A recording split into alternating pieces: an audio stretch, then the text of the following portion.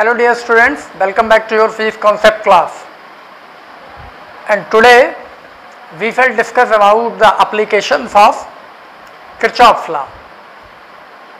As we already discussed about the Kirchhoff's law, the first law and the second law. The first law is junction rule and the second law is Kirchhoff voltage rule. Now we are going to discuss the applications of Kirchhoff's law, and its first application is very simple, the named as the Wheatstone bridge.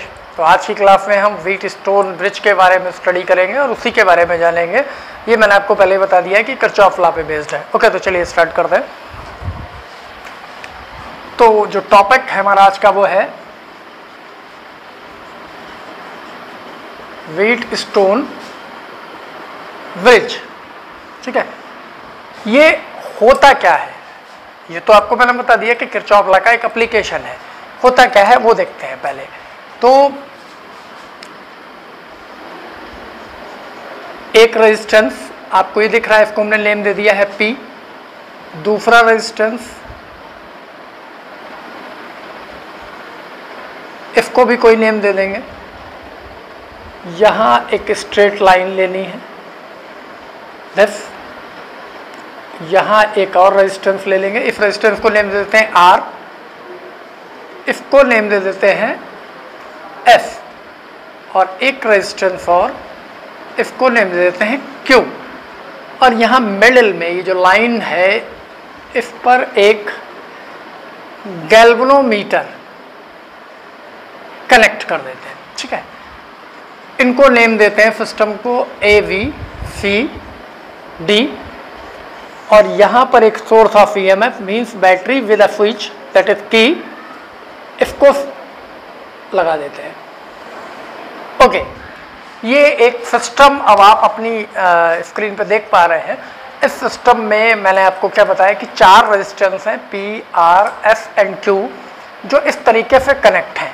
किस तरीके से connect हैं आप देख पा रहे हैं, like a parallelogram ABCD। Parallelogram की आर्म्स में ये 4 रेजिस्टेंस हैं P, Q, R, S। Okay, इसके अब इस पैरेललोग्राम के 2 डायगोनल होंगे, one A and C and other one B and D। तो आप देख पा रहे हैं कि एक डायगोनल के बीच में गैल्वेनोमीटर लगा है। गैल्वेनोमीटर आपको पता है क्या करता है, it can detect the current in a circuit. Okay, और दूसरे डायगोनल में हमने एक सोर्स ऑफ EMF, कोई बैटरी या सेल लगा रखा है जिसका EMF E हो सकता है, और एक स्विच की लगा रखी है जिससे हम इस सर्किट को ऑन ऑफ कर पाएंगे। तो ये जो पूरा कॉम्बिनेशन आपके सामने दिख रहा है इसको हम क्या बोलेंगे, व्हीटस्टोन ब्रिज। ठीक है, तो अगर इसको हम डिफाइन करना चाहें तो हम क्या लिख सकते हैं, it is a system of 4 resistances connected in a shape of a parallelogram such as a galvanometer in its one diagonal and a source of EMF in its other diagonal। तो ये सिस्टम क्या हो गया, Wheatstone bridge हो गया। And it is used to measure the unknown resistance by help of other 3 known resistance. मतलब इसमें ये जो 4 रेजिस्टेंस हैं इनमें से कोई एक अननोन होगा, कोई भी एक अननोन होगा, लाइक दिस एक अननोन है, और बाकी जो 3 हैं P, S, Q ये हमें पता है, मीन्स ये नोन है। तो इन नोन वाले की हेल्प से इस अननोन वाले को हम कैलकुलेट करेंगे, और उसको कैलकुलेट करने के लिए हम क्या करेंगे, इस व्हीटस्टोन ब्रिज को बैलेंस करना पड़ेगा। और बैलेंस कंडीशन इसकी क्या होगी, वही हमारा आज का टॉपिक है जिसमें हम व्हीटस्टोन ब्रिज की बैलेंस कंडीशन फाइंड आउट करेंगे by using the Kirchhoff law. तो बैलेंस ये कब होगा, बैलेंस का मीनिंग यहाँ पे क्या है, बैलेंस का मीनिंग ये है when this galvanometer connected in a diagonal of this Wheatstone bridge shows the no deflection, means जब गैल्वेनोमीटर में कोई भी डिफ्लेक्शन ना हो, इसका डिफ्लेक्शन 0 हो जाए, जिसको हम बोलेंगे null point of the galvanometer. उस सिचुएशन में हम ये बोलेंगे कि ये व्हीटस्टोन ब्रिज क्या है, बैलेंस है। और जब ये बैलेंस होगा तो उसकी कंडीशन क्या होगी, the ratio of two resistances that is like P and R must be equals to resistance, these 2 resistances S and Q। In other words हम ये भी मान सकते हैं कि इसका और इसका रेशियो इसके और इसके रेशियो के बराबर होगा, या फिर इसका और इसका रेशियो इसके और इसके रेशियो के बराबर होगा। Meaning means P upon R equals to F upon Q लिख सकते हैं। या फिर P upon F equals to R upon Q लिख सकते हैं। और ये कंडीशन हमें कब मिलेगी, कब मिल पाएगी, जब ये बैलेंस होगा। और बैलेंस करने के लिए क्या करते हैं, गैल्वेनोमीटर का नो डिफ्लेक्शन होना चाहिए, गैल्वेनोमीटर में कोई डिफ्लेक्शन नहीं होना चाहिए। और ये कब पॉसिबल है, when there is no current in this arm. BD arm में अगर कोई करंट नहीं होगा तो गैल्वेनोमीटर में कोई डिफ्लेक्शन भी नहीं होगा, लेकिन अगर करंट होगा तो ये डिफ्लेक्ट होगा। तो इसकी बैलेंस कंडीशन हमें फाइंड करनी है by using the Kirchhoff law. Okay, so Wheatstone bridge क्या है आप समझ गए, डेफिनेशन मुझे नोट डाउन करने की जरूरत नहीं है। Now balanced condition of Wheatstone bridge. Wheatstone bridge की जो बैलेंस कंडीशन होगी वो क्या होगी, इसको देखते हैं कैसे फाइंड आउट करेंगे। तो आपको पता है किरचॉफ लॉ किसके लिए है, for a close loop of A circuit. तो ये जो सर्किट बन रहा है व्हीटस्टोन ब्रिज का, इसमें हम लूप अगर डिवाइड करें तो we can consider this A, V, D and A। ये एक क्लोज लूप हो सकता है सर्किट का। दूसरा V, C, D, V, एक ये भी हो सकता है। और अगर हम चाहें तो ये भी हो सकते हैं A, B, C and K, या फिर A, D, C and K। ये सारे इसमें लूप हैं। तो हम बेसिकली क्या करते हैं, ये यूज करने वाले हैं 4 रेजिस्टेंसेस, तो उन लूप्स को यूज करते हैं जिनमें ये 4 रेजिस्टेंसेस आ रहे हैं। तो पहला लूप तो हम सपोज कर लें ये। अब कंडीशन क्या होगी, बैटरी से जो करंट चलेगा वो ये होगा, from minus to negative to positive terminal I। यहाँ पर जब आएगा तो किरचॉफ लॉ कैसे लगेगा, this is a junction, junction है आपको दिख रहा है। तो यहाँ तक तो करंट I आया। अब इस करंट को 2 डायरेक्शन में जाना होगा, एक इधर और एक इधर। तो आप सपोज कर लीजिए यहाँ जो करंट चला गया है वो कितना है, I1, और जो इस वाली आर्म में आ गया है वो हो गया I2। तो it is very clear from the junction rule, the I must be equals to sum of I1 and I2। इनका सम, क्योंकि यही करंट तो यहाँ डिवाइड हुआ है। और जब ये करंट आगे जाएगा यहाँ, तो इस आर्म में नो डिफ्लेक्शन पोजीशन की, जब इसका नल पॉइंट मिलेगा, नल पॉइंट मीन्स ये निडल जो है वो स्ट्रेट होगी गैल्वेनोमीटर की 0 पे, तो ये नल पॉइंट होगा। नल पॉइंट की सिचुएशन में इस आर्म में तो कोई करंट आ ही नहीं रहा है।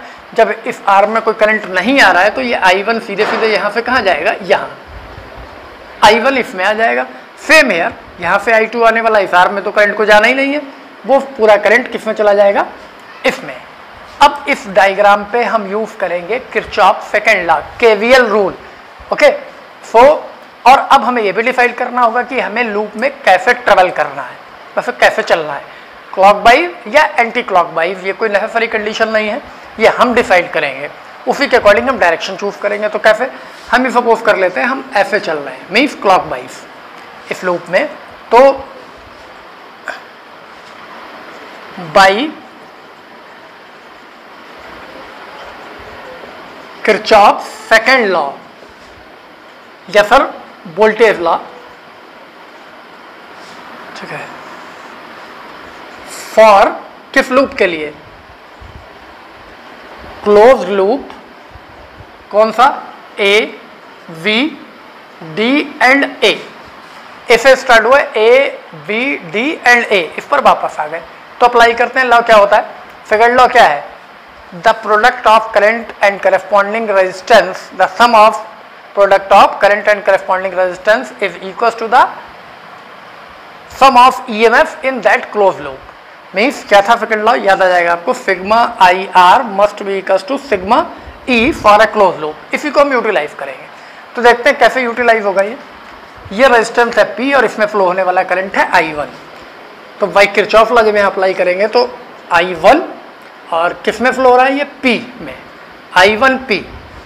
अब इसी लूप में हमें आगे आना है, ऐसे गए हैं A to V, फिर V to D, और V to D जब हम आ रहे हैं तो यहाँ पर कोई करंट तो है ही नहीं, तो ये प्रोडक्ट रहेगा 0।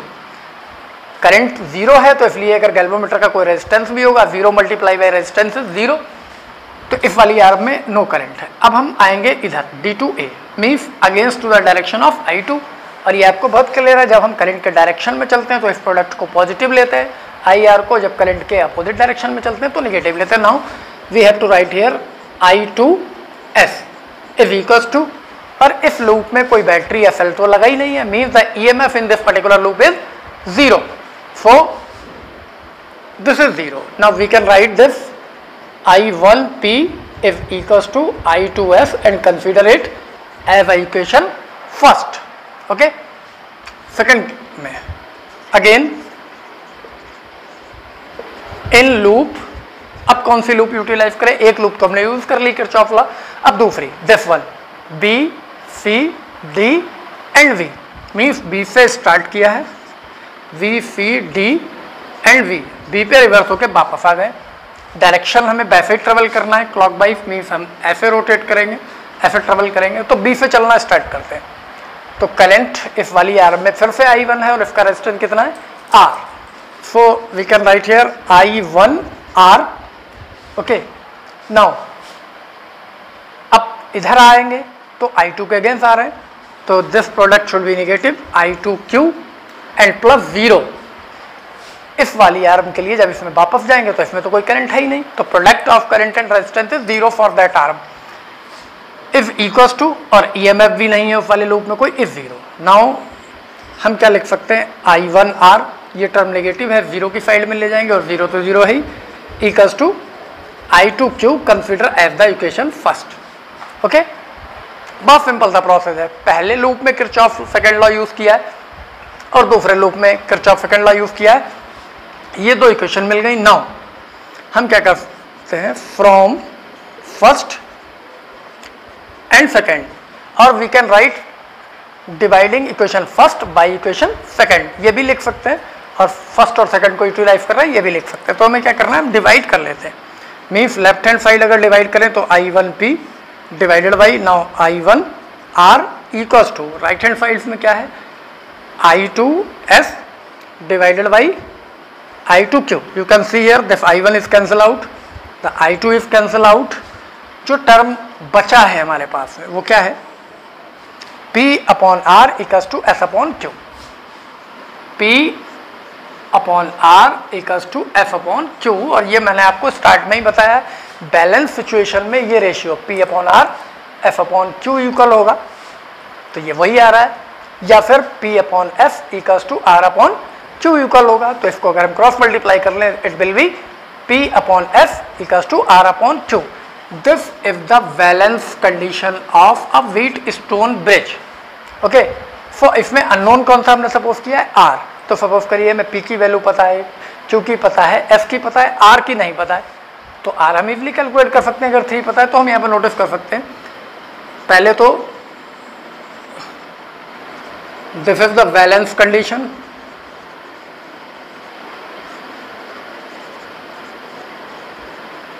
of Wheatstone bridge. Okay. Now if R is unknown,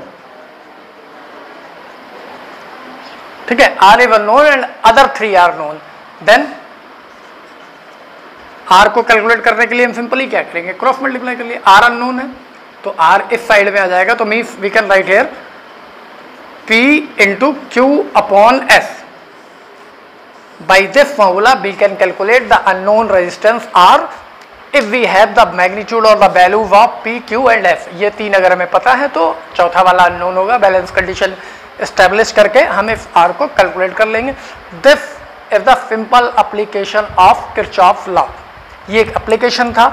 और आगे इसके बाद ये तो व्हीटस्टोन ब्रिज हो गया, उसकी बैलेंस कंडीशन हो गई. ये बेसिकली कहाँ यूज होगा? आगे आपको एक डिवाइस आएगी जो 12th लेवल पे आपका प्रैक्टिकल भी है, मीटर ब्रिज. ओके. सो मीटर ब्रिज में इसी प्रिंसिपल को हम यूटिलाइज करेंगे. मीन्स एक बैलेंस व्हीटस्टोन ब्रिज बना के अननोन रेजिस्टेंस फाइंड आउट करेंगे. वो मीटर ब्रिज वाले टर्म में होगा. Means that will be it's next application. This was the first application. So simply I hope you understand what is the Wheatstone bridge. तो बहुत साधारण सी भाषा में अगर कहा जाए, 4 रेजिस्टेंस का ऐसा कॉम्बिनेशन जो रेजिस्टेंस एक पैरेललोग्राम की आर्म्स की तरह कनेक्ट किए गए हों, उनके एक डायगोनल में एक सोर्स ऑफ ईएमएफ मतलब कोई बैटरी और सेल लगाया गया हो और दूसरे डायगोनल में एक गैल्वेनोमीटर यूटिलाइज किया गया हो। इस सिस्टम की मदद से हम किसी अननोन रेजिस्टेंस को फाइंड आउट कर सकते हैं अगर हमने इसमें 3 नोन रेजिस्टेंस लगा रखे हैं। आगे जब हम डिस्कस, और एक पॉइंट है जो आपके दिमाग में आना चाहिए, ठीक है, वो क्या है कि ये जो 3 नोन रेजिस्टेंस हैं और ये एक अननोन है, तो ये कैसे क्लियर होगा कि ये 3 नोन वाले के साथ अननोन लगाते ही ये बैलेंस ही हो जाएगा, मतलब गैल्वेनोमीटर नो डिफ्लेक्शन शो करेगा। तो मैं आपको बता दूं कि इन रेजिस्टेंसेस में ये तो भले ही फिक्स हों, बट ये एक रेजिस्टेंस बॉक्स होता है जो वेरिएबल रेजिस्टेंस होता है।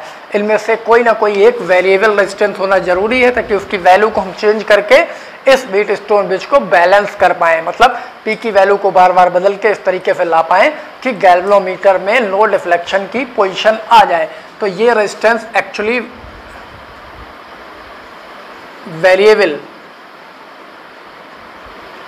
रेजिस्टेंस होना चाहिए, मतलब नोन तो हो जिसकी वैल्यू वेरी होती है और वो सारी वैल्यू हमें पता हो कि हमने इसको कितना वेरी किया है। Okay, so that was the topic of day. Now that's all for today. Now we will meet in our next class. So keep watching all the classes in the sequence for the better understand. Now we will meet in our next class. Till then, goodbye.